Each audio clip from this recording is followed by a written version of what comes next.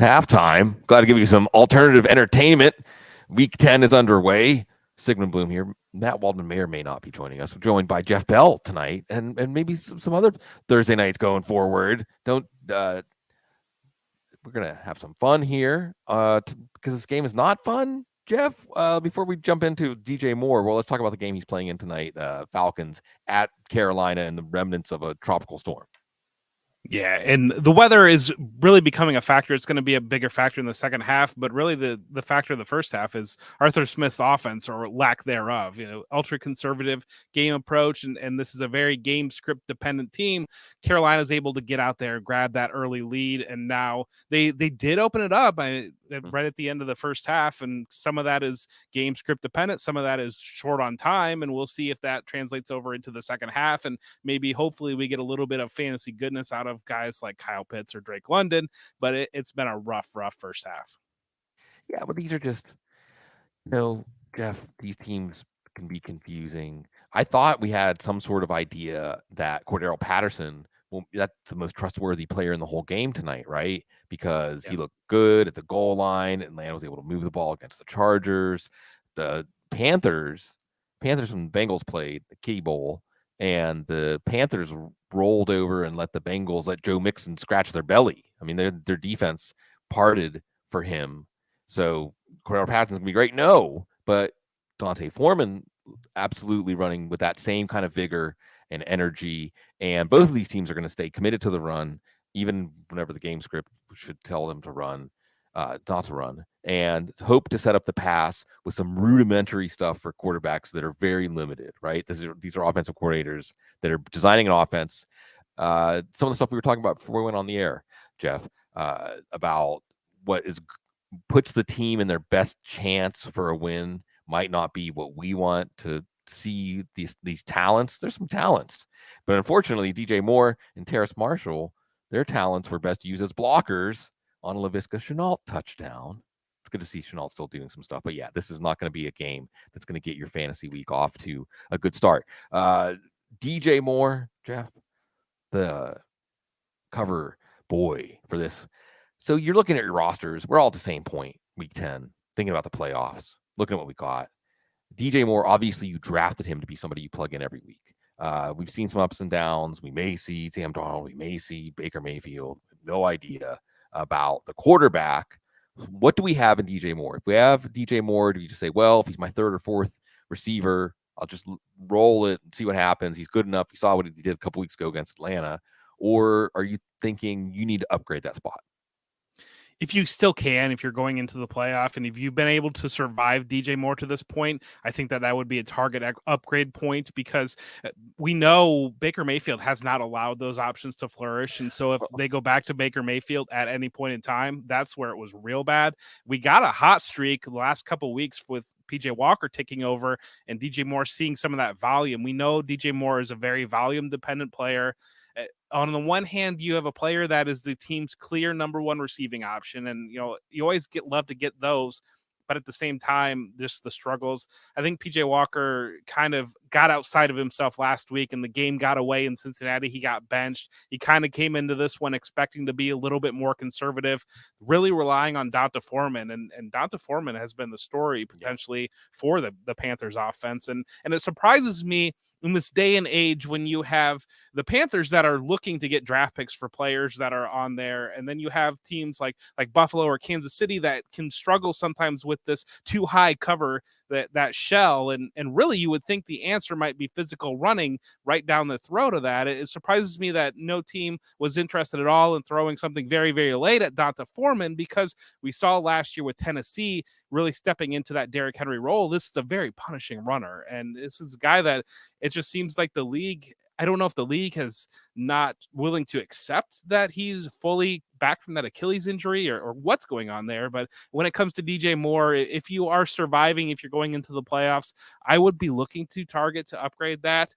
But again, it's going to be hard. I just think that so often early season, the book gets written on a player, and despite having 2 good weeks out of DJ Moore when PJ Walker took over right away, right? You're riding now a bad week last week and a bad first half this week. So it's as much as the air came back into that bubble, it gets let out right away again. Yeah, in some ways, positive reasons for Terrace Marshall and Laviska Shenault. I mean, they're showing something. Shenault is healthy again, and that divides up a pretty small passing game pie even more so. And you're right. For a couple of weeks, you felt like, oh, it's going to be okay. It's going to be okay with Baker Mayfield. No, well, it doesn't seem like it. And again, this team week to week, you're just not sure what you're going to get in terms of effort. Uh, I'm going to go back to the idea of like where we're at in the fantasy season, in the arc of the fantasy season, Jeff. I mean, you oversee a lot of dynasty stuff at Football Guys, but I know you play some redraft too, or otherwise the ebb and flow of the season. Tell me something from your week this week, like a waiver wire move, a player you're trying to trade for, a player you're trying to trade away, something you're doing like part of your process as you're managing your team, something that stood out to you as a fantasy football player this week. Player this week. Coming into this game, I really wanted to see what Cordero Patterson would do, how he would grow into this role. Coming back healthy last week, getting that goal line, that's been a disappointment so far. And a lot of my teams are built around the zero RB concept. I'm a big believer in that. So I'm looking for plug and play players. And so he was somebody that I was hoping to get some from. Dante Foreman is another player. I mentioned him too. Digging deeper down, I think that I'm curious what's going to happen with the Josh Allen injury and how is that going to affect all those pieces in the Buffalo offense. They really went away from that running game the second half last week. They only had 4 carries between the running backs. How is Nyheim Hines going to get inserted into that offense? And if we don't see Josh Allen, if we see Case Keenum, is Nyheim Hines a player to look out for in kind of that quicker, shorter passing game? Because Isaiah McKenzie has really struggled there, and Gabe Davis has been so up and down. If the deep ball is taken away, not having Josh Allen, they're really going to need that other option outside of Stephon Diggs. And so Nyheim Hines, I'm watching him this week on how that is going to trickle down, because they went away from using Devin Singletary last week and they used James Cook just a little bit more. It seems like he's ramped up just a little bit, but inserting that talent in there, and especially if you're going away from a Josh Allen led offense, if you're going to a Case Keenum offense, is that a situation where especially in PPR formats, might that be a guy you can plug in and get some of that? Maybe he gets a little bit of slot work from Isaiah McKenzie and some of that backfield work, but really, and that's kind of where I'm curious right now at this point in the season, because we saw so much unprecedented movement from the trade deadline, and I think the league is trending more in that direction. But you kind of run through Nyheim Hines in a new situation. Case Keenum or Chase Claypool last week for Chicago. He was only at about 35% snaps, but still saw 6 targets. They were really targeting him and getting him involved when he was in the game. As that grows, as he takes away those snaps from Dante Pettis, from Equanimeous St. Brown, what's his role going to grow in the Chicago passing game? Because we see Justin Fields performing so well, and really kind of looking at some of those players that, his absence from that Pittsburgh game passing offense too. And I know that the Steelers are your team a little bit there. And how does that allow Deontay Johnson to flourish? How does that allow George Pickens to grow and flourish? How does that allow Pat Freiermuth in the center of the field? Because there was a story that came out this week that the Steelers would focus on him, using him in the middle of the field. And really, I'm just curious, because we don't get that so often, of these moving pieces and the after effects that they're going to have in their new roles or where they departed. Yeah, the 2 big ones, Hines and Claypool. I mean, Claypool's a little easier to handle. He's part of a rising tide in Chicago. I don't know that he's going to have value. I still think he has to get behind Darnell Mooney and Cole Kmet in line. And this was still an offense. I know Justin Fields was a week winner last week, breakout player, talk of the fantasy world, but he still threw like 23 passes. I mean, this isn't going to be a high volume pass offense. But like you said, the more interesting side of it is bigger slices of the pie. And this, isn't it funny how you go from aging Ben Roethlisberger to young Kenny Pickett? It's basically the same thing. Like just lots of short passing, which for PPR leagues, you can survive on that. You can get by on that. It's still not going to be a good offense, but it's probably going to be a high volume passing offense. Like you said, George Pickens, Deontay Johnson, but maybe Pat Freiermuth, the biggest winner, as you're already seeing a connection there with them. Now, Nyheim Hines, this is a sore spot for me. I've always been a Hines backer. I mean, the Hines is my type.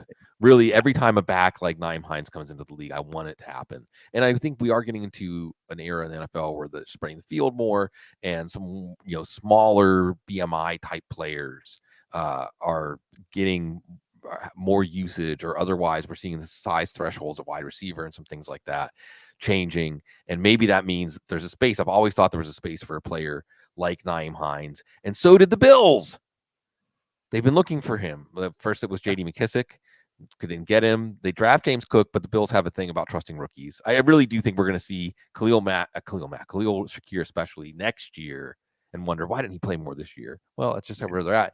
But Nyheim Hines saw me. If you heard it before, he's going to get snaps out of the slot. He, like you said, Isaiah McKenzie, not exactly reliable.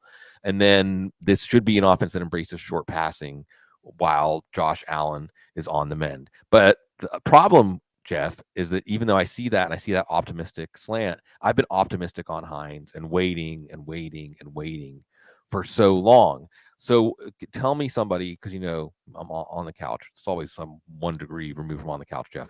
Who's somebody that it's still, because sometimes holding on, like in the Waiver show, sometimes it can be the right answer in the hindsight. Like people that held on to Travis Etienne at the beginning, right? It can be the right answer to say, hey, stick to your guns, or otherwise emotionally you don't want to give up yet. What's something that you were feeling before the season? We've seen a lot of evidence that it might not be right, but you still think, man, it's second half. Like Justin Fields, another one, holding on, keeping the faith. What's someone you're keeping in the faith, turning it around second half of the year? I am such a sucker, but I am just continue to buy into Kyle Pitts, and it's just I look at it is crushing me, and I tell you, I do the ranks every week for ECR, and I finally got to the point where I moved him way down, and then 2 weeks ago he has that explosion, Right. and I'm immediately I am just hook, line, and sinker back there again. It is just the talent is there. We know the talent is there. He's able to make plays, and we know that cheat code, and we're so desperate. And I know that you had a tweet about tight ends that I saw today where you were talking about how there are so many players that you just want to cut bait at tight end, but the position is just so weak that these players continue to land as back end tight end ones weekly. And Kyle Pitts is just a player that I just see it. It's there, and it's just so, and it doesn't happen. And you see it. You see the comments this week from Marcus Mariota that he needs to focus on getting Kyle Pitts the ball more. You see, he's reading our minds. The very first drive, Kyle Pitts makes a great play on the sideline, and you think, here we go. This is gonna be it, and it's just not happening. But again, it's just I wrote a spotlight about him this summer for Footballguys, and talking about how last year he was used more like a wide receiver and used in different areas of the field outside of tight end, but they've got him in line blocking, and it was just everything that you saw last year with him and Arthur Smith's offense, and everything that really the other thing too, where I get in on this is I do the camp reports for the Falcons for Footballguys too, and so I was reading every single day what was happening in Falcons camp, and the way that they were talking in Falcons camp is just not what's happening in the regular season. And so it is just so hard to me of you get start sit questions, and it is so hard for me to pivot off of him because so many of your teams that you have him on were built around that piece clicking, and you don't have alternative options other than a guy that you're hoping catches a touchdown and gets you those 10 points. But again, it's just you want to have that belief. You want to see it's there that he's a player 4th overall in the draft, and he produces when given opportunity, but it's just the opportunity just continues not to be there. Yeah, Kyle Pitts. I did a show where the thumbnail was, "Is it time to drop Kyle Pitts?" And I think it was the next week. That week actually was the week I think that he did it. I don't want to say went off. I mean, even on the long play he had, he looked an unsatisfying way, like clumsy almost. He still looks. There's a couple of elements to this, right? Because for me, it was last year, Jeff. Last year, I thought, come on, it's Matt Ryan. And also, I thought that the league was going to have to see what he can do first, and then there was going to be a correction. Well, they treated him like the most important threat in that offense, and Calvin Ridley and all that didn't help. But you still thought that's what we're starting from. Marcus Mariota as a variable pending. But like you said, they were saying all the right things in the summer. I mean, it makes sense, right? It's fourth overall pick, and you take this guy not for his blocking. You take this guy because how he can influence his defenses and how he can create mismatches, and they were going to use him that way. And that's the part that's the most perplexing. Is there were times this year, what is he on the field, like 60-70% of the snaps, like you said, blocking. It's almost like you don't even. Like, did Arthur Smith not want him? Did Terry Fontenot make a call? We can't always assume that GMs and head coaches are on the same page. Anyway, and then you have, like you said, other tight ends like Mike Gesicki, speaking of GM and head coach apparently not on the same page, where you like take him to the other side of town and drop him off, and then the next week he's knocking on your door like a horror movie. Oh, like I guess I'm going with him. Robert Tonyan, I guess you're back in my lineup, because even though last week I thought there's got to be something better, no, there's not. And then with Kyle Pitts, you're starting to wonder because of the frustration. It's the worst, emotionally, the worst kind of fantasy football commodity player is the one that you keep wanting to start and they keep disappointing you. You can't drop them. But tight end, well, we'll see. So yeah, Marcus Mariota actually saying the words we wanted to hear. I can do better. I can be more aggressive. I need to use Kyle Pitts more. Maybe it's just the conditions. See, we can keep hope alive for another week. You always find something there. You always find something to buy hope into. Yeah. Swabby, JP has a question in the chat room. And I think I can answer this question well, but it's great to launch into this topic. Hey, real quick, got offered Jonathan Taylor for Jeff Wilson and McCole Hardman. Now, I'll tell my answer first. I think that's a pretty easy yes. And I only say that, and I like Jeff Wilson. And I wouldn't be surprised. I would say I'd say there's a 20 to 30% chance Jeff Wilson outscores Jonathan Taylor from here on out. And that's without a Jonathan Taylor injury. I'm just saying, like, straight up outscores him just because of the disparity in the quality of offenses. And Wilson is trending up, and Taylor, we'll see. He's a question mark, right? That being said, McCole Hardman, he's on the injury report right now. He's missed a couple of days. And I know that they've made a thing out of him in the red zone, and it could stick, but I'm willing to trade away Jeff Wilson and McCole Hardman for Jonathan Taylor. But what's interesting to me about this question is I would have approached the idea of, okay, Jonathan Taylor is going to be back on the field. And yes, with Sam Ehlinger, but Matt Ryan's practicing. So speaking about holding on to hope, whatever, we could really see that the Colts are in total disarray. Half the team's quitting on the coach and so on. Or we could see that Jonathan Taylor can right the ship enough that these teams are going to be competitive enough that they're not going to be embarrassing. And I'll take that chance. But I didn't expect, and especially the word I'm really zeroing in on here, Jeff, is offered. Like somebody that had Jonathan Taylor. I'm going to bring Matt Waldman in to this conversation too. Someone that had Jonathan Taylor said, I'll happily take Jeff Wilson and McCole Hardman for Jonathan Taylor. So that tells me the folks that are holding Jonathan Taylor are pretty, they're in despair right now, Jeff. And so what's interesting, I think, that's happened as fantasy football, the space has gotten oversaturated. And I say oversaturated knowing that that's, I'm a double positive or something, is that it's almost like there's not any buy low or sell high anymore. It's more like buy high and sell low.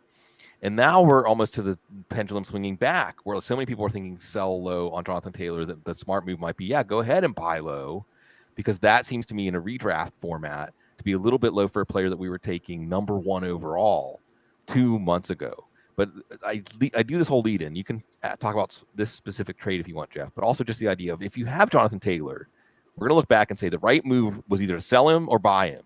There's not going to be some in-between answer on Jonathan Taylor. So which side do you fall on?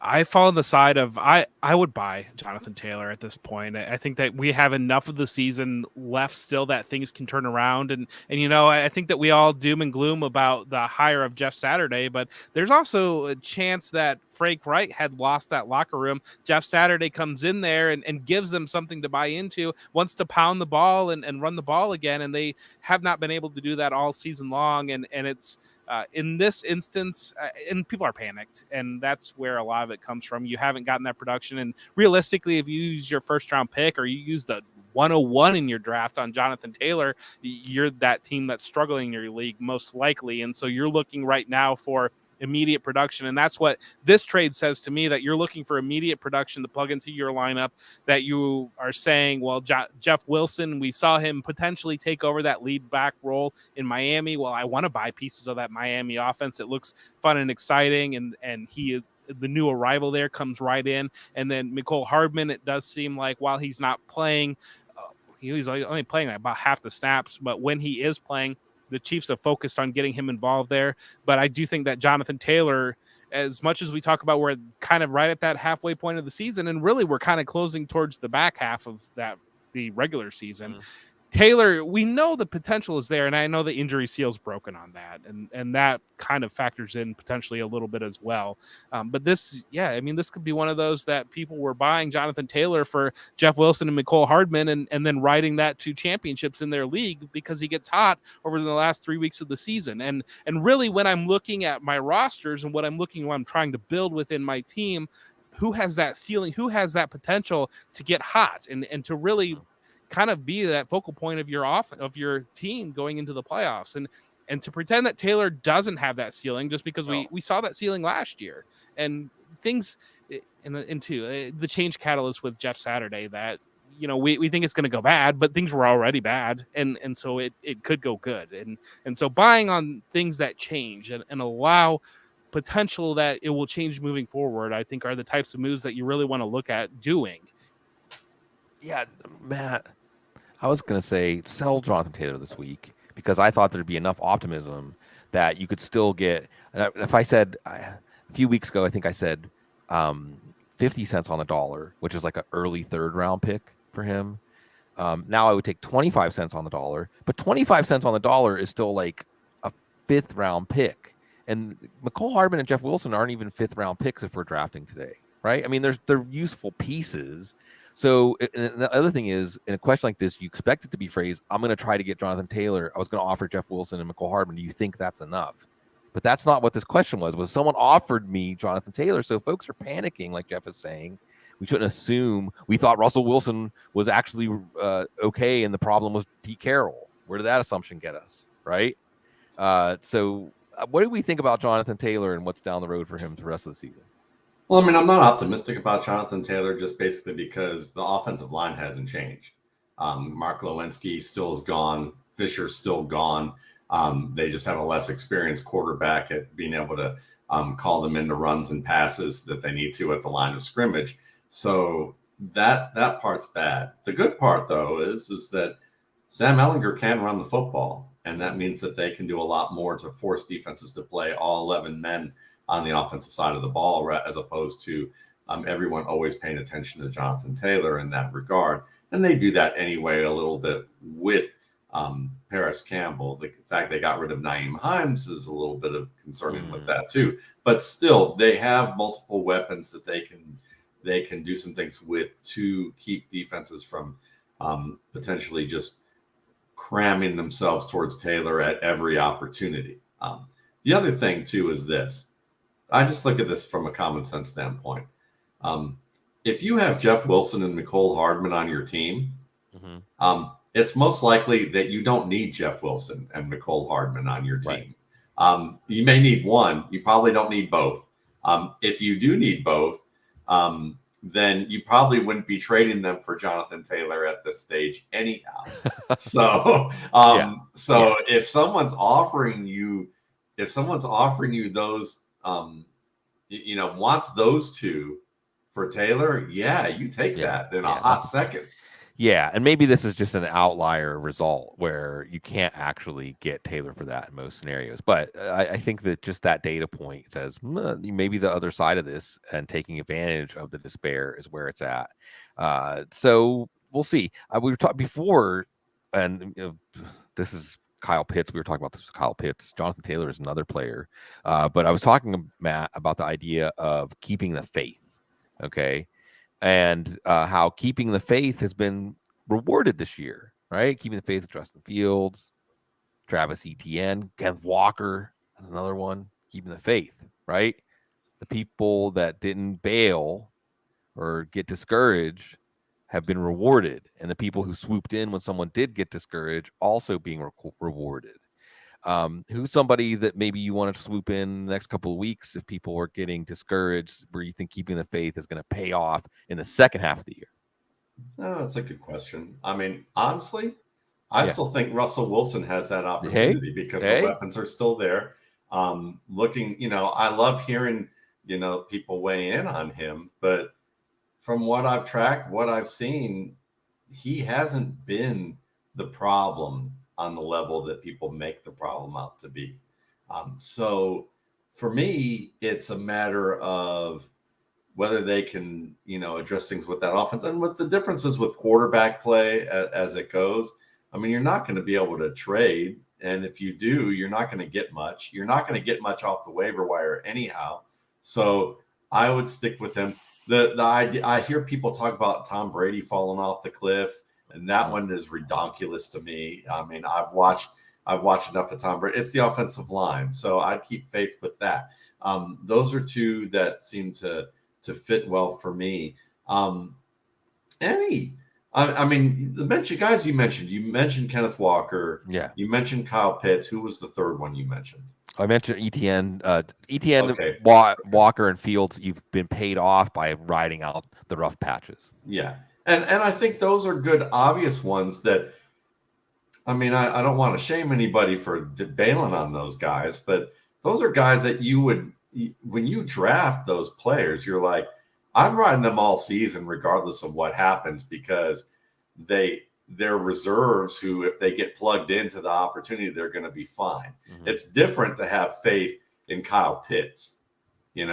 That's different. That's different. That's different to have faith in Kyle Pitts. No, it's the usage. Because Marcus Mariota said it's his fault. He's not aggressive enough. Come on, I understand play along, that. Matt. Play along. I know, but it's different to have faith in that, because it's like, it's different to have faith in that. It's different to have faith in Najee Harris. It's different to have faith. There's no faith in Najee Harris. God is dead. Like, that's it. For Najee Harris, we've already walked away from the altar. Yeah. Yeah, but that's because what happens is we suck so bad at ignoring offensive line play. We just have this magical thinking about offensive line play. And it's like, I mean, and we all fall victim to them. And I mean, I sat there and looked all summer and I'm going, how can I justify putting Najee Harris in the back end of an RB1 value when I know this offensive line is awful? And then I keep thinking, well, run blocking is not the worst part. Maybe they'll get this together. And then I think they're going to want to run the ball with these young quarterbacks. And then I think these young quarterbacks, like, when have you linked Mitchell Trubisky with mature quarterback? Yeah. I mean, like, these are the things that go through your mind and you just think, well, look, why did I do that? Well, and Matt, to take what you're saying and tease something out of it, it's where the environmental factors are the problem, and the environmental factors just aren't going to change, right? Because it's not just go ahead.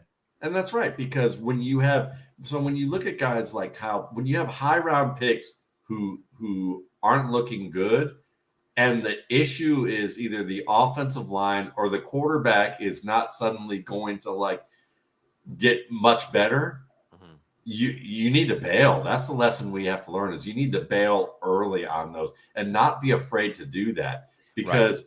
I mean, the difference you can say is people will go, well, what about Geno Smith? Geno Smith turned things around. He didn't turn things around in the middle of the year. Geno Smith was a second-round quarterback who was good but was immature about what he did off the field and maybe in the locker room. Right. And obviously, we just needed to see proof of concept that he could be a QB1. And part of that was teams who had labeled him a journeyman backup, saying, we're going to let you have the chance to be the guy, and can you make it happen? And Pete Carroll, to his credit, did that. But that's different than saying Marcus Mariota is going to turn into, Lamar Jackson or Justin Fields, tomorrow. It's just, it was daylight savings time, folks. That's all it was. He needed a little less sunshine, and then it was going to happen for him. The right circadian rhythms. Those West teams traveling east. No, and there's some good stuff. Justin Fields. I mean, that certainly. Real quick on the Justin Fields thing, what they did figure out was the Lamar Jackson playbook. Fields himself said it, and we'll see if there's the pendulum swing back like it kind of has for Lamar Jackson. But Geno Smith, you brought up real quick. Also, I want to say, and Matt, this just goes back to the kind of work you do for the RSP. And I remember back then I was working at Bleacher Report and writing up scouting reports for them for the draft and watching Geno Smith. And I liked Geno Smith. I liked him because he preferred to sit in the pocket and attack you as a passer. And he had a fast processor, and he was a bold passer. He was a passer who showed an advanced feel for passing, for utilizing the whole field at West Virginia. And that stuff translates. And that's the stuff the NFL is supposed to really want so bad, right? Is that pocket passer who can hang in the pocket, who can read everything, like process all the visual information, make the right decision, let it go accurately on time. Geno Smith could be that guy. So again, it's really fun how the biggest stories of the year in fantasy football should correspond to the biggest stories of the year in the NFL, right? And one of the biggest stories has been just that whole Seattle. Every week I go back over and I'm gobsmacked anew that we had Seattle and Russell Wilson so wrong. And part of it is because, like you said, Matt, the NFL had Geno Smith wrong. And it's awesome that he's going to get paid and he's getting his due and he's actually even in the MVP conversation. Jeff, I want to go back to Matt, who originally said maybe keep the faith in Russell Wilson. Let's assume for a second that Russell Wilson is going to, and hey, isn't Russell Wilson the guy who has like Jekyll and Hyde halves of seasons, right? And I can see it. He's going to be healthier, and we're going to see, this is going to be a good litmus test because Tennessee, you shouldn't run against Tennessee. Just don't bother. Really, they had it right. Kansas City, even though it didn't result in a lot of points, like just don't bother running against Tennessee. If you're Denver, especially, don't bother running against Tennessee. It should be a game that Russell Wilson is the focal point of the offense. So we're going to see, again, environmental factor. How much of it is Nathaniel Hackett? That's not going to change in the second half of the year. Or is there going to be coming out of the bye some rational coaching? If there is, and this gets positive, who do you want out of this passing game? Who's the target to try to ride this wave of Russell Wilson getting it together? It seems like lately it's been Jerry Jeudy. And going into the season, I thought that it would be Courtland Sutton as the play where you have Russell Wilson who loves to go vertically and Courtland Sutton able to attack that area of the field. But of late, it's really been Jerry Jeudy, the player that has stepped up. And some of that might be the natural transition within Russell Wilson's game, where he's gone from this player that, he relied heavily on boot action in Seattle, relied on that running game to do that play action, play off of that, then attack the field vertically. That has been a little bit more absent in Denver. And so Jeudy plays more into that quicker passing game and him not playing off that play action as much, not having those boots, not having that ability to work so much out of the pocket with his decline in athleticism and just using the player that can create quick and easy separation. And so that's where I think Jerry Jeudy has stepped up lately. And some of it, I think that there were trade questions about Jeudy. And I don't know if there was a potential situation where they were trying to showcase him for a trade. But I do think that when you look at the, I don't want to say decline in Russell Wilson's game, but he has not played like we would expect him to play. But I think there are some realities when it comes to physical decline, given where he is in his career. But I do think naturally Jerry Jeudy would be the player that fits into this stage that Russell Wilson is in. Yeah, to hear Cecil tell it, and I don't want to speak for Cecil, but to hear Cecil tell it basically is like Jeudy has not really endeared himself to Wilson even going into the season, and the trade talk and things like that corresponded to it. But like you said, on the field, you can see the results. And now it's Sutton trending down, and Cecil doesn't sound at all optimistic about Courtland Sutton. I don't think Cecil will talk you out of dropping him at this point. And then there's Greg Dulcich of the beautiful flowing locks. And I see you bowing like the sage to your head, Matt. So I'll leave on this note as we get to watch the thrilling fourth quarter as the Atlanta is tightening this game up, trying to stay in first place all by themselves in the thrilling NFC South. Drake London with a touchdown catch. Who do you want? Who's riding? Who's the stack with Russell Wilson in the second half of the year, Matt? Yeah, it would either be Jeudy as the Lockett Baldwin type of player, or Dulcich up the seams, and that's been the two consistent looks there. If Sutton starts to be able to play a little bit better for this team, then this offense could take off and it could really fit what I'm looking at here. But right now, for it to just get moderately better, it's going to be Jeudy and Dulcich. Yeah, and looking ahead, now this week, Tennessee's defense has been a game unit. They're coming on now. But after that, Denver's going to get, Vegas, Carolina, Baltimore, Kansas City, Arizona, the Rams, and Kansas City again. So there's a chance, at least before they get Kansas City, Arizona, Rams, Kansas City stretch, for them to build some momentum. And then maybe we could see. Remember when we thought the AFC West was going to be some high-scoring shootout division? Everyone's complaining about Josh McDaniels, Justin Herbert. Revenge of the run, baby. Revenge of the run. Yeah, unless you're Kansas City. Kansas City's really pushing it to the limit, like some Doc Brown Back to the Future kind of stuff. Like, can you win without even threatening to run the ball? Can you continue to? Well, we got Patrick Mahomes. Where we're going, you won't need roads. Well, if this is correct, Laviska Shenault, supposedly had one of the 2 longest pass plays of the year tonight. Yeah, well, except it was like a pop. Not for Carolina, for the NFL. Right. Yeah. What you mean, like the distance that he ran on the play or something like that? Mm-hmm. Yeah, because where he started on the opposite sideline. That play was created by the blocking. But that's really what Carolina can create in the passing game. I just thought the safety in the corner I thought the safety. Oh, they ran into each other. The linebacker were imitating the Viking celebration. Yeah, it was slapstick at the end, right? It was Benny Hill at the end of that run too. So you get to that occasionally, the NFL and luck, and this at least a 1-score game as we're getting ready to head to the fourth quarter. We always appreciate everybody coming out to join us, and good to spend time tonight with Jeff Bell. And of course, always with Matt Waldman and all of the goings on in his head behind him. That's perfect. You couldn't have made a more perfect backdrops. And really, I think there will come a day that people are going to zero in on that and blow it up and try to analyze it. And it's going to be what was on Matt's whiteboard this week. Every week, we're going to bring you all the content that you love, that you need. Remember, persevering is rewarded. It's maybe the most important thing in a fantasy football player at this time of year. We're going to persevere with you because you're so classy.